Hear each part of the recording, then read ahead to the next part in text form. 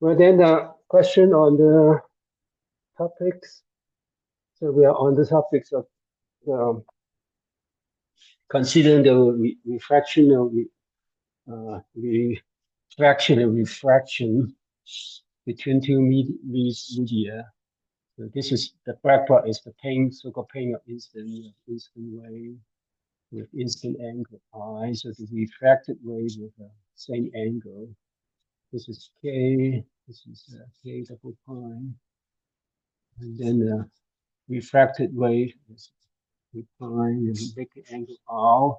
R and I are related to the Snell's law because the medium has the epsilon mu in here, epsilon prime, mu prime.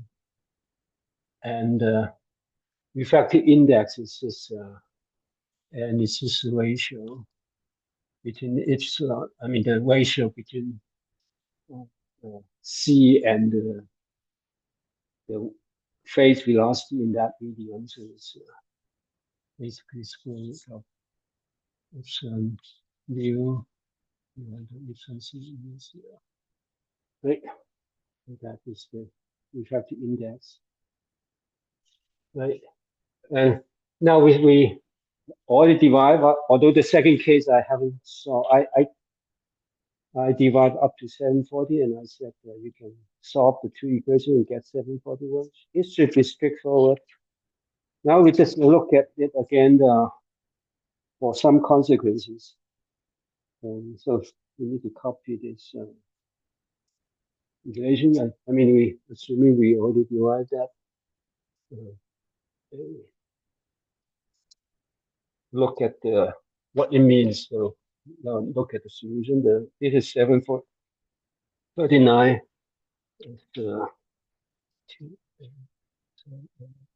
Everything is in terms of known quantity. So I is given all these epsilon pi, all those are considered given.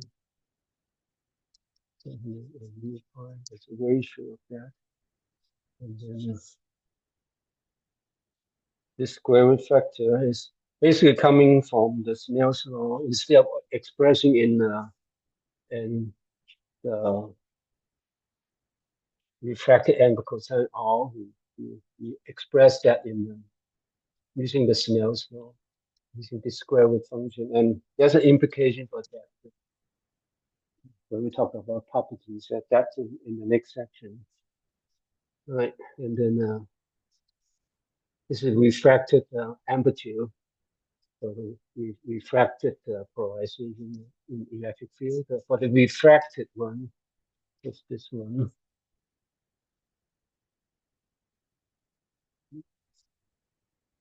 I'm copying that because we need to discuss all these properties that depends on this formula. That's square. It's a square. And the denominator is the same.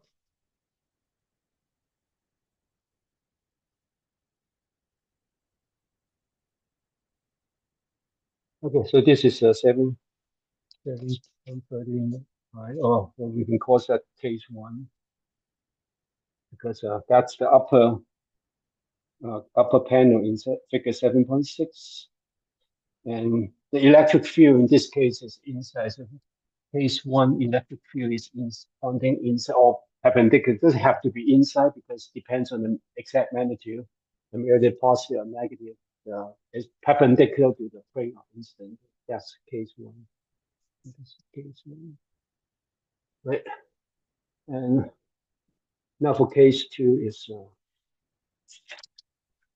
741. And hopefully you actually did that. The solving 740 to get that. It's straightforward. Nothing special. This is case 2.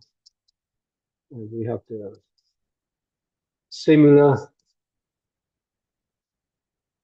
formula, but not exactly the same. And that is actually the reason why we have some of these properties. They are not the same, not exactly the same. There's some similarity.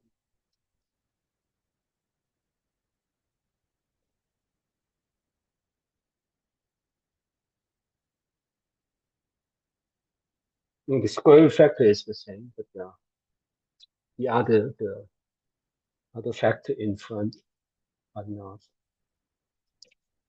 So this is a refracted wave for this case, and refracted wave is refracted wave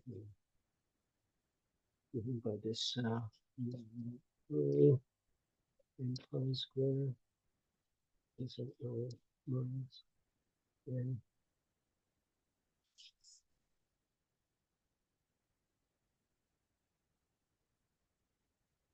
And divided by this.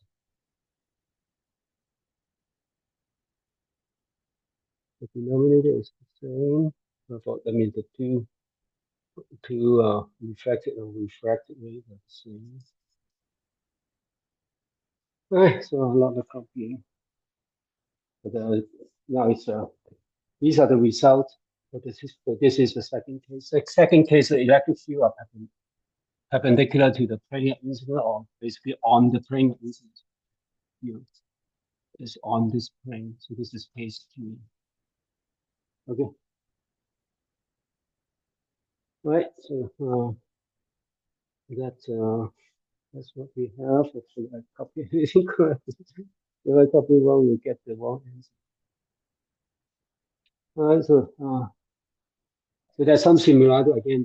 This is there's a cosine I in here for the pi, but the coefficient is not the same. And then there are two terms in the denominator, and they all have this square root factor, but the factor in front, like the copied one, is n. This should be the same, right? And the coefficient are not exactly the same, right? And then both refracted and refracted have the same denominator, and the numerator for the refracted way is similar to the denominator, except the second term change sign. So this change sign, this change sign, right? And there's a consequence of that too later on, right? Right. So that's the similarity between these two sets of formula. So the first property we look at is you can look at when I goes to 0, the limit of I goes to 0.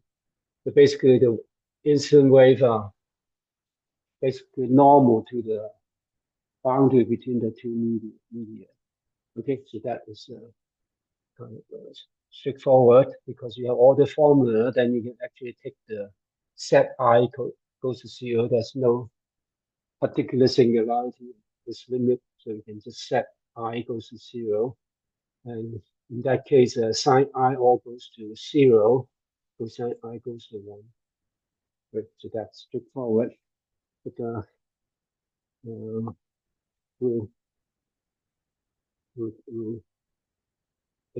write it down. So in this case, so that's 0 point. For the first case, that goes, so this is 2, numerator is 2n, and then n plus mu and mu pi, and this is 0, and so that is n pi. Okay, so and now let's look at the second case, the formula. So that is 2n pi, right? This goes to 1. This is 1, and then you have a mu divided by mu pi, right? Mu divided by mu pi, and then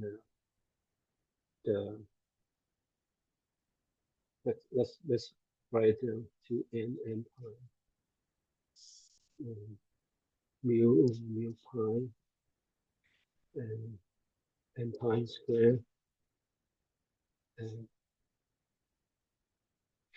then this is n and n pi, right? And so then obviously there's n pi in the numerator and denominator. You can cancel n pi, cancel n pi. This becomes a 2n of n plus mu pi times n pi is exactly this one. So both cases give you the same answer. Right? So that is reasonable for at least for the E pi, ECO pi, right, for the refracted one, because as I goes to 0, obviously you actually lose the definition of the Payer incident. Payer incident is require you have all these vector on the same plane, but all heavy vector now it's actually along the z-axis, so all plane, whatever plane that the intersect the z-axis is as good as the incident plane. So this separation of the two cases become arbitrary. Right? So we expect that to give you the same answer, and for EC or pi, indeed, it is like that. So that's okay for both cases. So that's good. All right, and now EC double pi, EC divided by EC. Look at this one. The first case one, we have n minus mu over mu pi, and again n pi, and then divided by n plus, because they actually change the strings. So mu pi, n pi. So that's from the case one. Now look at case two. Case two is mu over mu pi, n pi square minus n pi divided by, again, you just change the sign of the second term. Right? Again, you can cancel all the n pi because they are for all the different n pi. So cancel this one, cancel the square. So this one is similar to this one, except that there's a negative sign, and this is n minus this mu over mu to n pi. This is reverse. And the numerator is the same, but the denominator is the same. Numerator is just reverse the sign. So this is not the case. So this actually becomes plus or minus for 1 and 2. Okay, so right. So that's what Jackson has. Yeah. Right. Except Jackson just expressed n in terms of this thing, not using n in this case. And then Jackson has a second limit that take this ratio to be 1. The set mu equals to mu pi. That's fine. But what I want to say is try to understand this plus and minus. You realize what went wrong with it. I mean, you expect it to be the same, but why do you have this plus and minus sign for the two cases? Because if both are refracted, both are refracted. It's just 1 and 2 are just different between 1 and 2 other polarization. Whether it's one is perpendicular to the plane of incident, the other case 2 is parallel to the plane of incident, or on the plane of incident directly. Well, but the question is now, let's phrase it differently. But as I goes to 0, then supposedly the two cases becomes the same, right? Why you? Because you actually lose the definition of plane of incident. Well, as I goes to 0, you don't have the plane of incident anymore. Right? I just said any plane that intersect with the z axis is as good as any plane. So you can use any plane as the plane of incident, and then the difference between the two cases becomes arbitrary, because it's how you define perpendicular and parallel is now becomes arbitrary. And but why the two set a formula give you the negative result of this mean? Anyone thought about it? The reason actually is much simpler than that.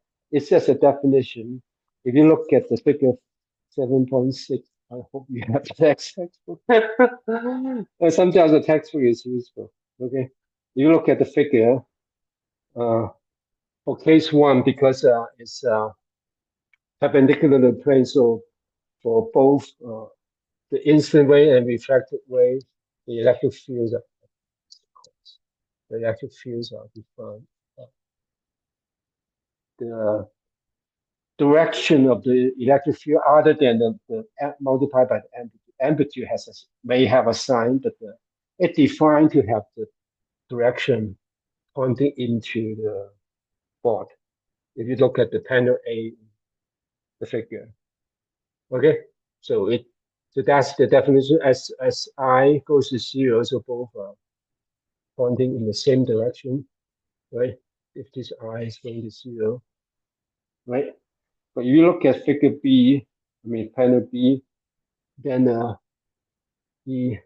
let's look at panel B. Panel B is E is but incident where E is defined to have this direction. It's on the plane, but pointing in this direction. But the E double prime, the refracted electric field, is pointing this way. So this is E double prime. Okay. Then as I goes to zero, then E will be this way. E prime, E double prime is pointing this way. If I goes to zero. Right? So the change of sign is due to definition rather than any physics. Right? Because in physics you expect the two cases to be exactly the same as I goes to zero. But the formula gives you the plus or minus side. The reason is that the assumption to divide these two sets is based on your definition of the electric field direction. And in the two cases, at least in Jackson's way of defining things, then it's defined differently. For the first case one, the incident and refracted ray defined at the same direction as I goes to zero, but for the case two is defined as the opposite direction in the same limit. Therefore, we introduce artificial negative sign. Is that okay? Yeah. So you sometimes it just need to be careful and then you look at the situation and then you can understand. Is that okay? So that's the reason.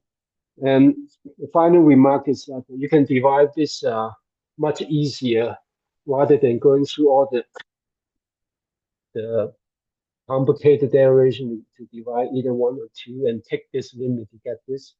You can just assume now if you have a question asks you to divide this for the case that I goes I is exactly zero, then what you should do is because K, in this case, K is along the Z direction, so you can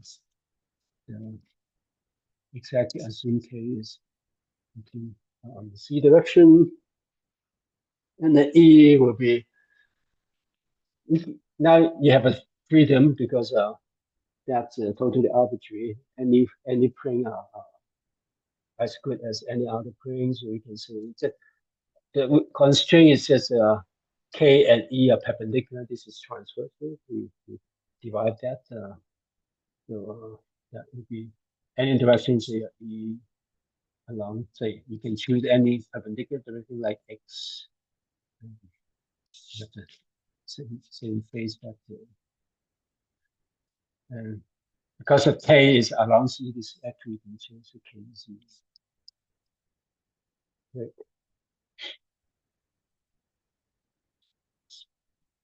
And start with that, right? And derive everything by matching the boundary condition, right? The boundary condition we already talked about how you get that, but the boundary condition will be even easier. For this case, if you have to set the 7.37, these are due to the jump condition from the Maxwell equation. And if you substitute these into 7.37, so a lot of these equations are very simple because they all, one is in the Z, K is in the Z direction, E is in the X direction, then K cross E. There are some k cos E in the 7.37. Set of equation k cos E would be in the y direction, right? So, and the n is in the z direction. So all these vector jump condition becomes very simple. Okay, and then you can match those boundary conditions and divide this in a much straightforward, much simpler manner than what we did. Is that okay? And also, of course, for this perpendicular R this R is going to zero also. Right? Because obviously there's no way to go. Yeah. Also, if I still show you get the same answer. Okay, so that's for you because this kind of question is easier, so that is also more likely um, that kind of thing. Okay, so pay attention to that.